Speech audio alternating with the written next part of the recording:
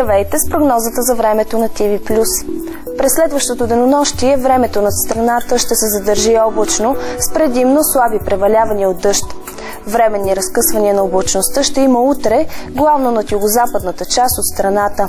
Ще духа слаб югоизточен вятър, а температурите ще останат без съществена промяна. На Черноморието ще е облачно и ще превалява предимно слаб дъжд. Вятърът ще бъде умерен от изток, а максималните температури ще са около 6-7 градуса. Над южната част от страната отново ни очаква облачно време. Ще е сравнително топло за февруари, като максималните температури ще са между 7 и 12 градуса. Дъжд се очаква да превали в югозападните райони и в столицата, където дневната температура ще е около 5 градуса.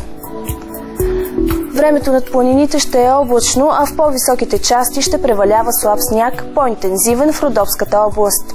Ще е мъгливо, а по билата ще духа умерен вятър от югоизток. Над северните и централни райони на континента времето се определя от обширна област от високо налягане. Облачността ще е значителна, на места ще превалява сняг.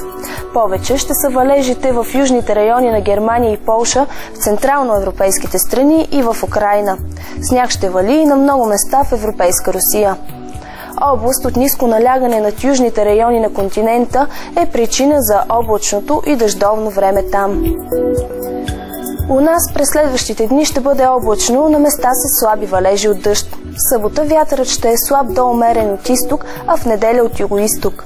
Температурите ще започнат да се повишават и максималните в неделя ще достигнат 10-15 градуса. В понеделник и вторник валежи ще има на повече места и ще са по-значителни. Такава е прогнозата за времето от мен, Тереза Атанасова. Приятна вечер!